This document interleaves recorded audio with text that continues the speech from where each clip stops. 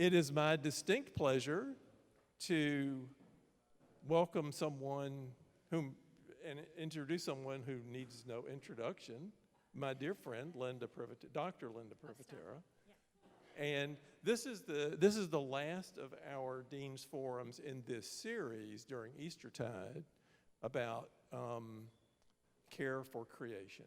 And so I think I'm looking forward, because I haven't seen this, so I'm looking forward to hearing this. So please welcome Dr. Linda Privatera.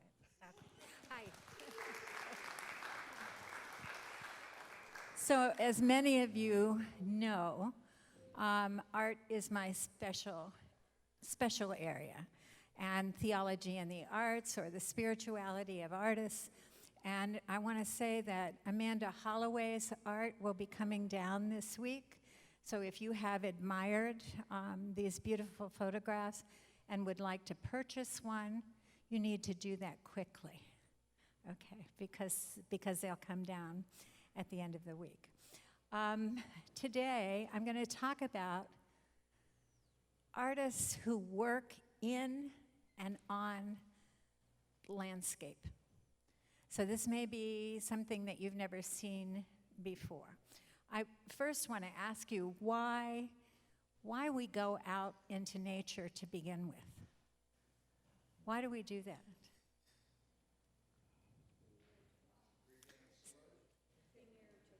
To be nearer to God. Regain sanity. It's true, especially if you're on your media feed all the time. Because it does feel good. Because Florida is the land of Florida, indeed. Thank you, Phil. So most of us had an experience of God, or let me ask you, raise your hands. How many of you had your first experience of awe, wonder, of knowing that something was greater than yourself when you were in a natural landscape? So most of us, and we return to the landscapes to do exactly what has been said, to refresh us so that we can pause, we can take a deep breath, perhaps we can reorient ourselves, perhaps to get a glimpse of God. So what you're going to see in the next few minutes are a series of slides by three particular artists who will not take the landscape, the natural landscape, for granted. And so what they do is refresh it, thinking that we might need to see something that we would have missed. Theodore Roosevelt created the national park system so that we would have places to go where we could regain our spirit and where the natural landscape was not going to be destroyed by strip mining or timber cutting or whatever, the devastations of the landscape that we normally see. I understand that there is some risk to staffing the national parks this summer. But I want you to know about artists who are working all over the place. And they're putting their own created work in places like Storm King in upstate New York. Anybody know about the sculpture park there? Or the De Cordova Museum and Sculpture Park in Massachusetts. And these artists that I'm going to highlight today are included in book form. So Land Art is by James Brunt. Morning Altars, which is available in the bookstore, by Day Schildkraut. Andy Goldsworthy was the one who was first brought to our attention, I think, because of his work with stone and with wood. And this book, which is called Living in an Icon, which is a spiritual practice for how we approach the natural world, how we can slow down, take a breath, notice, pay attention, and of course, be grateful. It also helps us restore our balance. So what I'm going to do today is highlight some images that have appeared all over the place, mostly in the United States, but sometimes in England as well. Some of this work can be done by individuals. Sometimes it takes a group to create these works. Now, I'm grateful to Kevin McKinney, who put the slides together for me, and he has also added some quotes. What I want you to concentrate on is the image of what has been created. And I'm not going to speak for the next few minutes as we go through these, so you can just pay attention to the artwork. I can tell you who did what if you're that interested, but I forgot to mention, one of the things you'll see is the work by Patrick Doherty. He has exhibited here and in Canada as well. He works with sticks, and his book is entitled Stick Work. He needs a team for his creations. One of the things I find fascinating about God's creation is the way God seems to temper the negative environmental elements with corresponding positive ones. For instance, without the nearly ceaseless rains of the Northwest, no incomparable green scenery would greet the eye from all directions.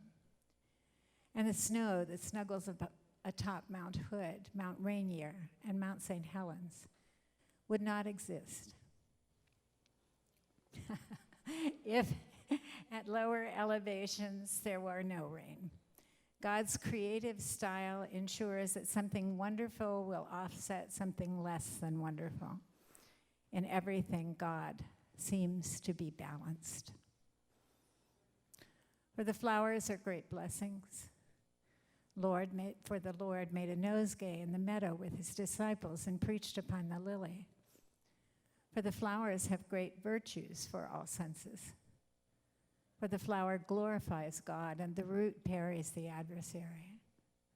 For the flowers have their angels, even the words of God's creation. For there is a language of flowers. For there is a sound reasoning upon all flowers.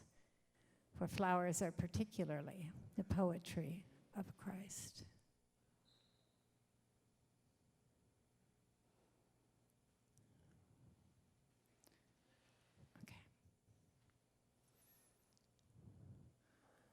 Depression tends to turn us away from the everyday things of God's creation. But whenever God steps in, his inspiration is to do the most natural, simple things we would never have imagined God was in. But as we do them, we find God there. For since the creation of the world, God's invisible qualities, his eternal power and divine nature, have been clearly seen, being understood from what has been made, so that people are without excuse.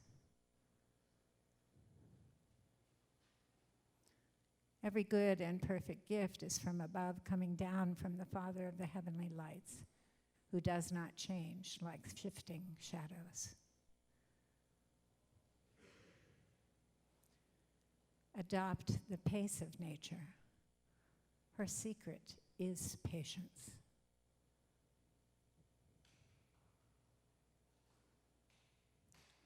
The heavens declare the glory of God.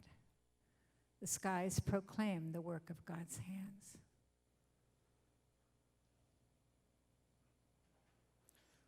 The flowers appear on the earth. The time of singing has come. The voice of the turtle dove is heard in our land.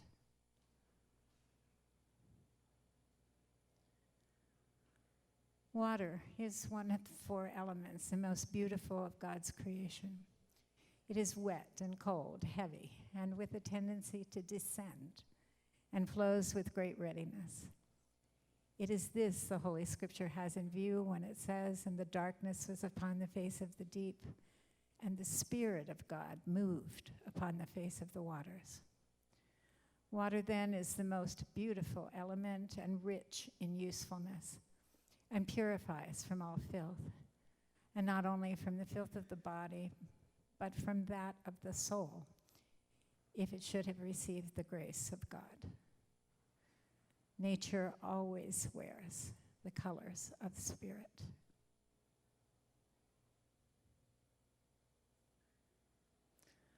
By reading the scriptures, I am so renewed that all nature seems renewed around me and with me. The sky seems to be a pure, cooler blue, the trees a deeper green. The whole world is charged with the glory of God. And I feel fire and music under my feet.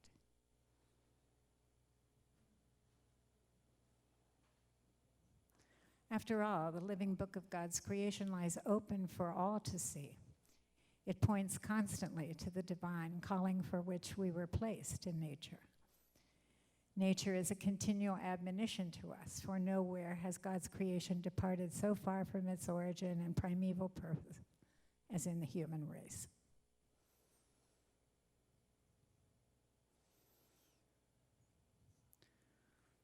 All religious, arts, and science are branches of the same tree.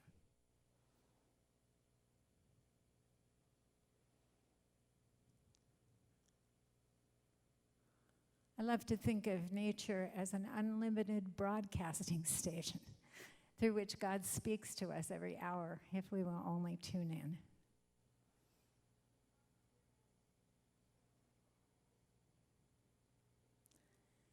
The sweet smell of lilac trees, the warmth of the summer's breeze tell me you are not far away.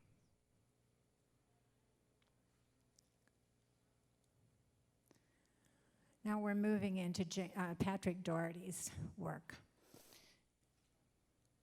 What is nature?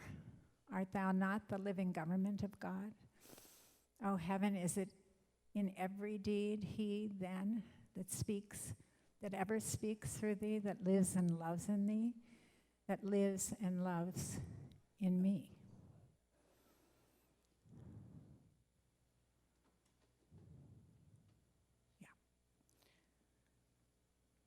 Reading about nature is fine, but if a person walks in the woods and listens carefully, he can learn more than what is in books, for they speak with the voice of God.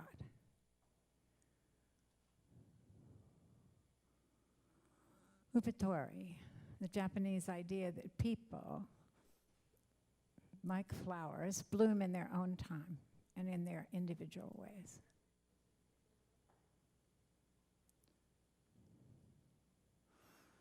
Flower in the crannied wall, I pluck you out of the crannies, I hold you here, root and all in my hand.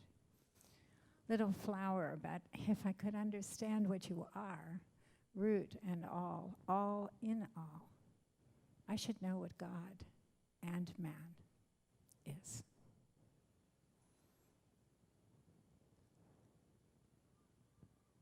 So this is at SCAD in Savannah. Imagination is the language of the soul. Pay attention to your imagination, and you will discover all you need to be fulfilled.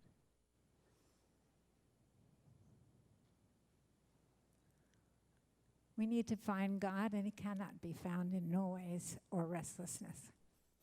God is a friend of silence.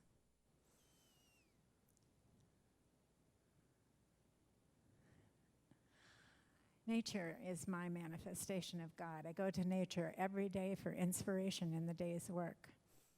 I follow in building the principles which nature has used in its domain.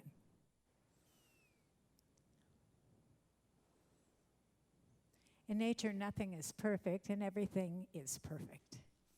Trees can be contorted, bent in weird ways, and they're still beautiful.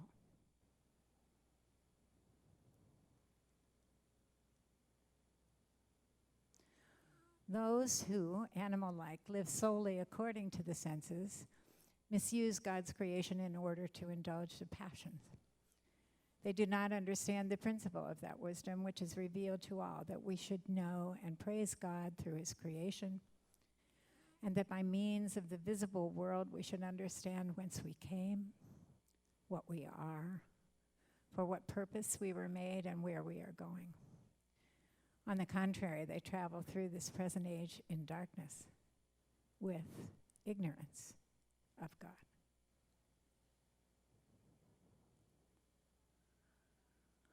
This work now is Andy Goldsworthy's.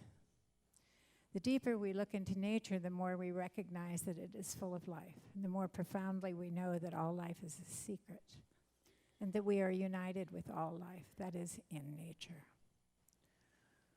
So Goldsworthy uses what he finds in nature to direct your attention.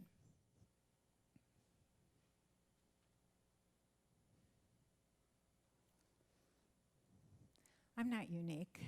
We all, if we allow ourselves, feel revived and uplifted. When surrounded by nature, it goes back to the health benefits. What, where, and when that nature is will be specific to each of us. A park, a beach, a forest, a garden, a window box.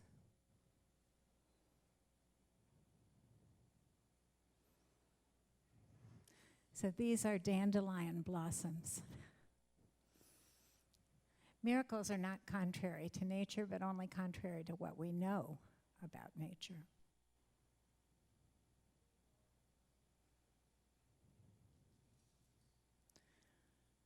These are leaves, just wetly applied to a boulder in the river. Nature is but a name for an effect whose cause is God. Again, leaves attached simply by water. By reading the scriptures, I am so renewed that all nature seems renewed around me and with me. The sky seems to be pure, a cooler blue, the trees a deeper green. The whole world is charged with the glory of God. And I feel fire and music under my feet. That's a repetition of the Merton. Nature is too thin a screen. The glory of the omnipresent God bursts through everywhere. Often Goldsworthy made sculptures in places where he knew that they would not be permanent.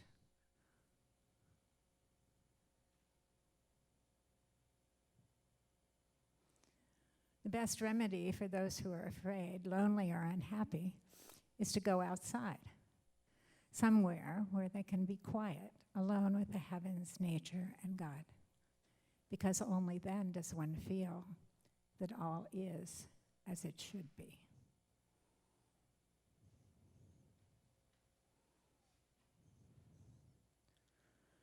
The grandest operations, both in nature and grace, are the most silent and imperceptible. The shallow brook babbles in its passage and is heard by everyone. But the coming on of the seasons is silent and unseen. The storm rages and alarms, but its fury is soon exhausted, and its effects are but partial and soon remedied. But the dew, though gentle and unheard, is immense in quantity. And it is the very life of large portions of the earth. And these pictures of the operations of grace in the church and in nature.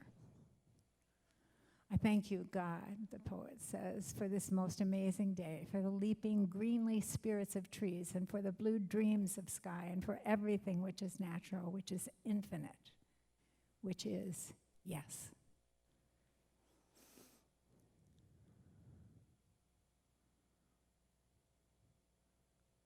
Nature is a good name for an effect whose cause is God.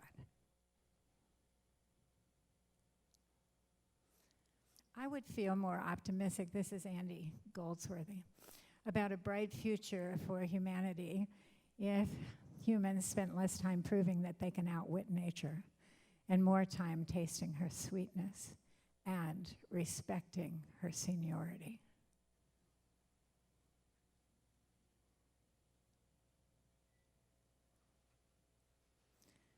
Here's an example of impermanence.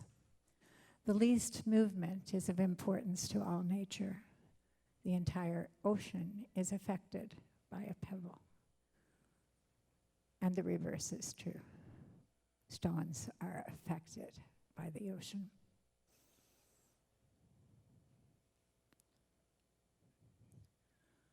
Our very name for God's creation is nature, for that is what nature is. I shall define nature for you in simple words.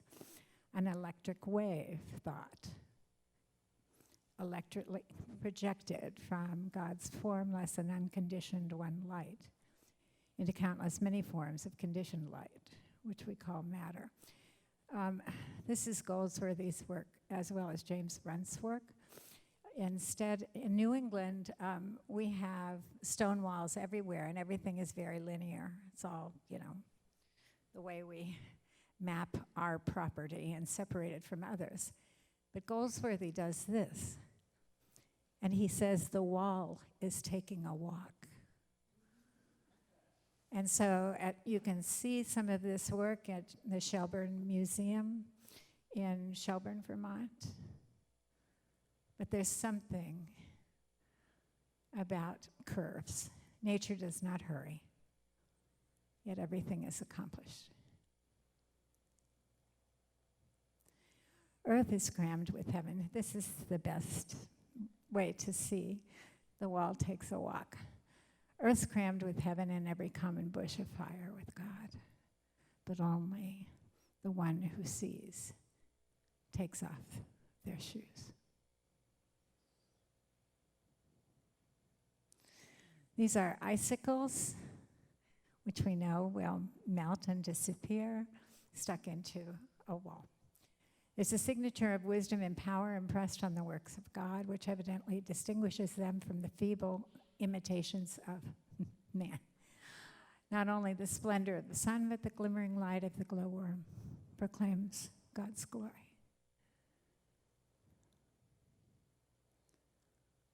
Oh, okay. So we're going to wait for a minute. Okay. So what did you notice about these slides, about these artists?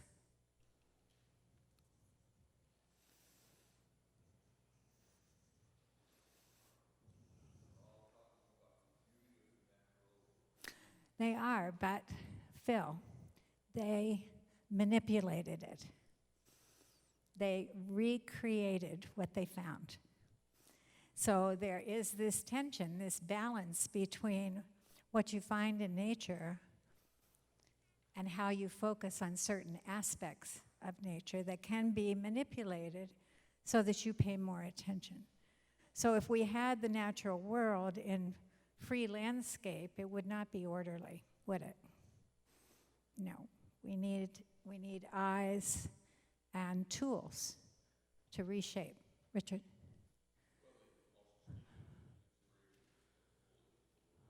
Yeah. Well, the quotes do. That's for sure. But do the reconstructions make you think of the holy? I mean, I think of holy imagination. Who thought that up? How can he spend days and weeks creating those things? Paul? Yes. Everything that these artists have used is natural. And that speaks to me, unlike Storm King or other sculpture gardens where man-made materials are placed within a natural landscape, they are still beautiful. I mean, there's one at the De Cordova, I think I've spoken about. There's a sculpture about this big of a man's head with his ear to the ground. Anybody else? What did you notice? Yes, he is. Storm King is in upstate New York, worth the drive. several hundred acres of sculpture and free space, lots of free space to wander. Yes.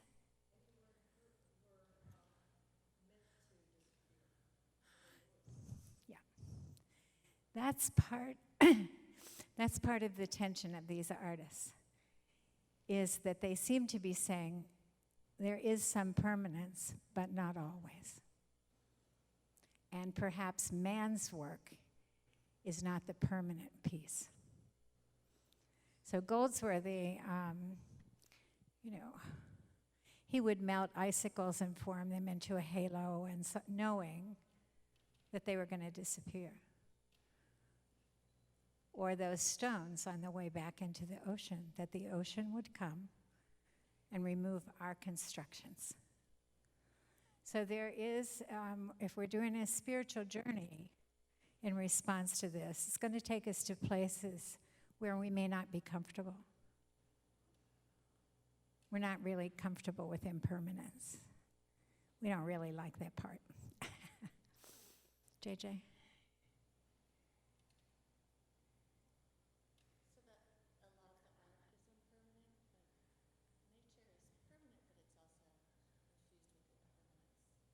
Yes, it is. It is. And of course, we're aware of that with more storms and climate change and so on. So to focus on your spiritual life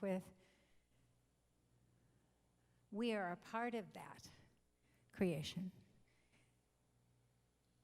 We have to hold it all as we are held,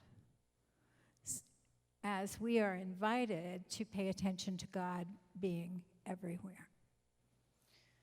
I'm going to put Lyle on in front of you for a few minutes, a wonderful artist, a member of our art exhibition team.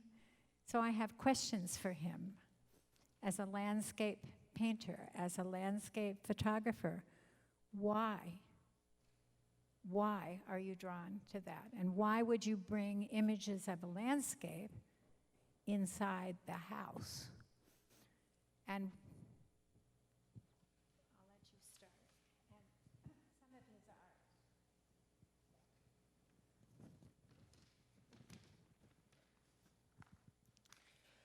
Morning. So Linda asked me to talk just a little bit about landscape as art, where we've been looking at art in landscape. I have been making art my whole life, and I've experimented with different genres, but I always come back to landscape. And I think there are a lot of reasons for that. Some of them maybe are more obvious than others. We've been talking about that many people, I think, feel open spiritually when they spend time in nature. I happen to be a person who feels open spiritually in a space like this, our beautiful cathedral, but not everybody feels that way. And I think that time spent in nature, time spent surrounded by nature is far more universal as an experience. We are hardwired to find beauty in things like mountains and green trees and the ocean, sunsets, canyons. These are things that have, throughout human history, had, I think, a universal appeal and created an invitation for people to be open spiritually. But looking at landscape, as we were just talking about, also invites us to think about the passage of time in different ways. As we were just saying moments ago, that landscapes seem permanent. They seem unmoving. When I stand before a mountain, I recall that the mountain was here long before I was, and that it will still be there long after I'm gone. But, on the other hand, this particular moment, this particular landscape is being formed by uncountable forces.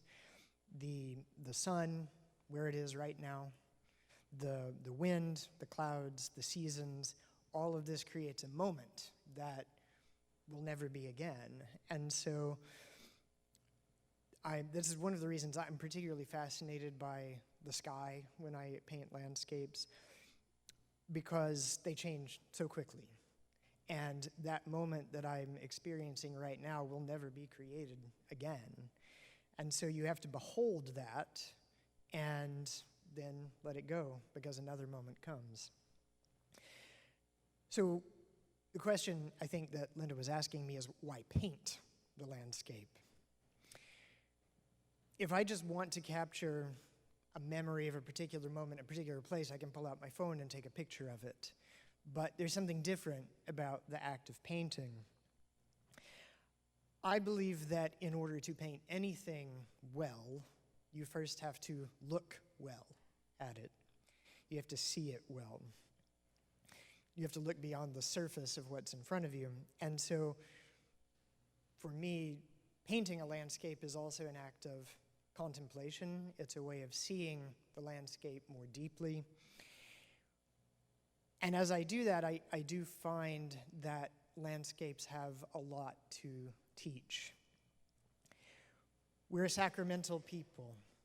It means that we believe that physical things can impart spiritual truth, can communicate a spiritual reality.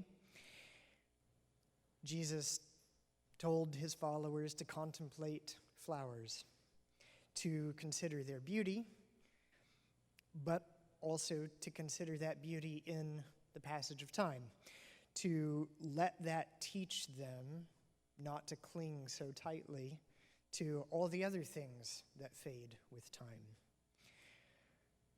So painting a landscape, standing in front of a landscape, portraying a landscape, it's an exercise in contemplation. It's also editorial. Any subject from nature, whether it's vast, a mountain valley, or it's a single flower that I'm trying to paint, it has a million details. And so when you paint, you're always making choices about what to show, what to hide, what to emphasize, what to ignore. And sometimes you do that very consciously, sometimes unconsciously. But for me, a lot of times that means focusing on something specific about what's in front of me. A particular color, the way the shadows are falling at a particular moment in time. So an artist, I think, is not just capturing a place and a time the way that a photograph would capture it, but they're also capturing their own experience of that moment. The things that they noticed, what they felt, what drew their attention. And in painting that, they are inviting other people into that experience, inviting other people to share what they experienced, what they noticed in that moment. So I also have a quote, fortunately not one that was already used in the other slides, that I think captures, for me, the way that I feel about contemplating a landscape and putting it into a painting. So the quote is from the author Henry Miller. He says, "I have a theory that the moment one gives close attention to anything, even a blade of grass, it becomes a mysterious, awesome, indescribably magnificent world in itself. I've tried this experiment 1,000 times, and I have never been disappointed. The more I look at a thing, the more I see in it, and the more I see in it, the more I want to see. It is like peeling an onion. There is always another layer, and another, and another, and each layer is more beautiful than the last. This is the way I look at the world. I don't see it as a collection of objects, but as a vast and mysterious organism. I see the beauty in the smallest things, and I find wonder in the most ordinary events. I am always looking for the hidden meaning, the secret message. I am always trying to understand the mystery of life. I know that I will never understand everything, but that doesn't stop me from trying. I am content to live in the mystery, to be surrounded by the unknown."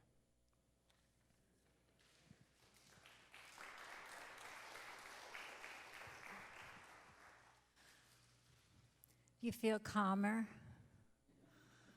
You feel you've gone deeper or taken deeper breaths during the time together?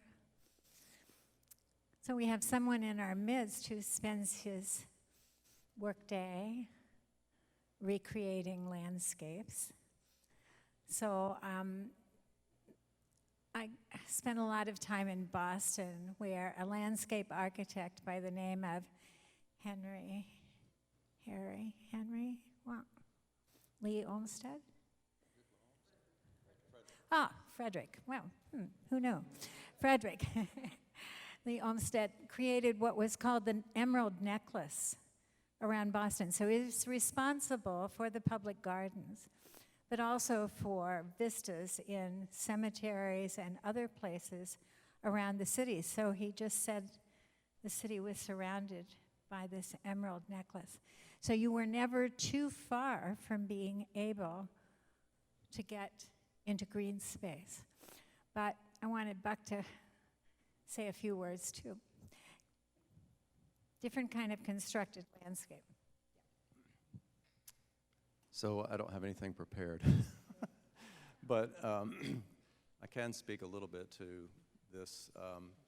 So what we've been seeing is a lot of art and artists responding to nature. My challenge as a landscape architect is to figure out how to make that participatory so that it's more than, I guess, an observation. So I'm keenly aware in most of the work that I do of how to get people into the landscape or participating with the landscape in some way. Sometimes it's a small garden design, it could be a backyard, or it could be something pretty monumental like the Jacksonville National Cemetery, for instance. That's a project I worked on, and that's a project that is out in nature, but it's highly contrived, but it's also very purposeful and very meaningful. So it's a blend of all of these things. That's the challenge in my work, is to try to balance this need for manipulating the landscape so that it's accessible for people and comfortable, perhaps, inviting. There's lots of adjectives, but at the same time respecting and honoring the natural part of it and understanding how nature works. Whether it's where to plant a tree, for instance, so that it can grow to its full maturity and not maybe in the long term tear up a sidewalk or something, although that's less my concern these days. I think let the tree be a tree. When you go to Savannah, for instance, the most memorable thing perhaps are the live oak trees there that were planted 150 years ago or more. And yeah, sure the sidewalks and the roads are bumpy, but so what? I mean, it's the trees that really matter there. And sometimes we get too fixated about making everything perfect and trying to fit nature into that. But my job is also as an arborist. I'm a certified arborist, so there's kind of a science to what I do, and I spend a lot of time out in these wooded areas. Prior to development, sometimes I'm the last person to see a forested area in the city before it's cleared. And it's can be, in some ways I feel privileged, but in some ways it's a sad part of my job too. But on the other hand, some of these sites are so inhospitable that no one would really even want to go in and see these places, because they're either overgrown with vines or they're just, the ground it requires a certain level of design and effort to make them accessible for people, and of all people, different ages and abilities. The sensorial pieces for people with disabilities, gardens that are sensorial or with sense, or things you can touch for those who don't have the same faculties as everybody else, or make them handicapped accessible. Olmsted seemed to have a sense of, he wanted to invite you to take a journey. So around every curve is an entirely different landscape. And all of that wandering, again, is kind of awe-inspiring. And yes, there are places, if the landscape tended to itself, nobody could go in. So in Northwest Connecticut, there were a lot of gardeners, and I inherited a garden planted by a master gardener. And she told this story about somebody walking past and saying to the guy who was busy working in his garden, "Oh, it's a nice garden you and God have." And the gardener lifted up his head and said, "Well, when he was taking care of it by himself, it didn't look nearly as good as this." So I think for all of us who are gardeners, we want to play. We want to, oh, wouldn't blue look good over there? Or wouldn't it be nice to have a Japanese maple or, you know, whatever. Well, I think not everything I'm learning grows well in Florida. So, Phil, yes.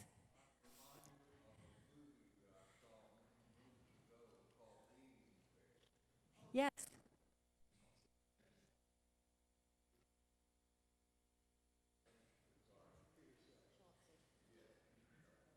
Yeah. Thank you. Okay, so we're going to give you some time to just chat about landscapes you have known and loved or what you learned as a result of these slides, what you might have been intrigued by. And also to invite you to, on Saturday, the 7th, if the weather holds, we'll go through a meditative process of creating altars, your morning altars, from whatever you can find. And I'm particularly picking up on what Lyle said about paying attention to things you wouldn't, to detail, I think you said.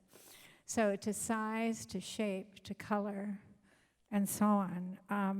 All of the pictures in this book, and I'll be giving a handout about how to center yourself and to make these little centers. And maybe if we do a good enough job, or you can get us, those of us with questionable knees, if you can get us back up off the ground, this will be good. But what would that do to people who come into a place that's all stone to see a natural mandala, say in the place where we bury the ashes of those who have died? That there's something amazing here on more than one level. So, yes. Yes. He has an unusual name, Day Schildkraft. But there are books. This book is available at the bookstore. He started making these altars because he didn't know what to do with the sadness in his life. He had had a bad, obviously, when he talks about it, a very painful breakup of a relationship that clearly he thought was going to continue for a long time, and it didn't. And so he and his dog, Joe O'Shields, went out every morning, cleared a little space, and rearranged what he found. And because he could create a small piece of order and beauty in his world for one day, it sustained him. And it became a practice, a meditative practice for him. So, Jean, you created one.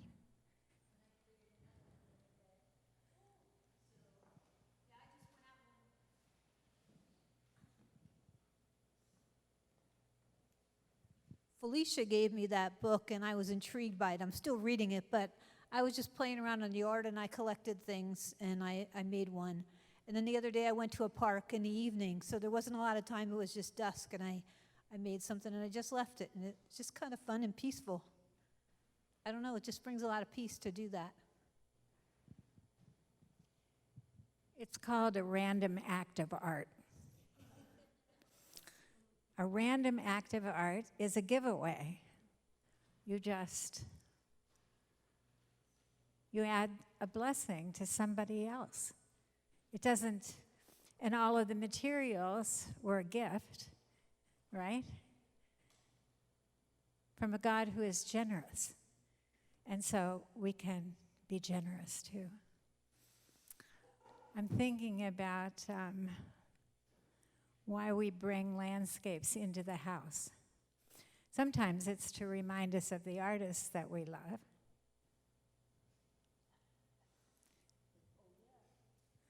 So Tom painted a beautiful trees, a bunch of trees. I don't know where they were, where they are, it doesn't matter. But every time I go past that painting in the dining room, it's like, hi, Tom. And I try to pay attention to what he saw, which is light. I mean, you can go to Muir Woods in California, go over the Golden Gate Bridge and be reduced to your appropriate size by the giant redwoods and sequoias. So partly I'm hoping that this little focus on art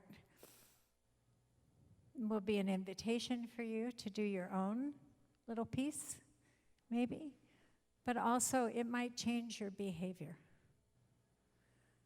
You might make strolling in a landscape part of your regular spiritual practice. And when that happens, maybe other things will change as well. So thanks for your time and for your attention.